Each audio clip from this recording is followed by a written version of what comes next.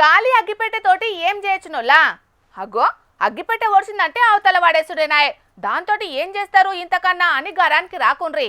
మనకు గంతే గాని గీ కళాకారునికి మాత్రం అట్లా కాదోల్లో. ఆయన లోపట కళను దునియాకు చూపెట్టే వాల్ పోస్టరు గీ ముత్యమంతా అగ్గిపెట్టే. అగ్గో నమ్ముతలేరా?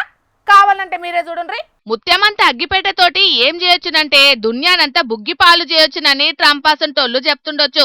కానీ చిన్న అగ్గిపెట్టెతోటి భక్తి అంటే గిత్తనోళ్ల మీదట్లా ఎలుగులు నింపొచ్చని చూపెడుతున్నాడు నంద్యాల కాడుండే గీ చింతలపల్లె కోటేశన్న. గాలి అగ్గిపెట్టెను అవతల పడేయకుండా కళాఖండాలు దించి భక్తిని దున్యాకి చూపెడుతున్నాడు. ఈయనే మైక్రో ఆర్టిస్టు అంటే గదేనోలా చిన్న చిన్నగా బొమ్మలు గీసుడు, గోరంత కళాఖండాలకు జీవం పోసుడు చేస్తుంటాడు అన్నట్టు. అదే టాలెంట్ తోటి గీ అగ్గిపెట్టె మీద బొమ్మలు గీద్దామని ఆలోచన చేసిండు.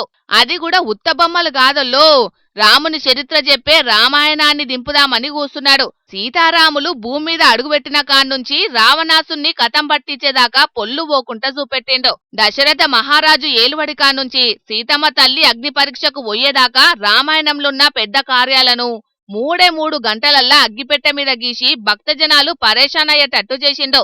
చిన్న చిన్న పెన్సిళ్లు, ముత్యమంత బ్రష్లు, నీల రంగులు అద్ది ఉత్త అగ్గిపెట్టెను కళాఖండంగా మార్చిండు. మరి గిట్లెందుకో అన్ననే చెప్తాడట. ఇందా ముండుండ్రి.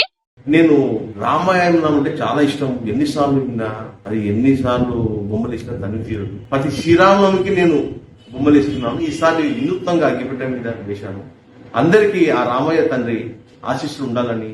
కోటేశన్నకు రాముడన్న రామాయణమన్న మస్తు పానమట.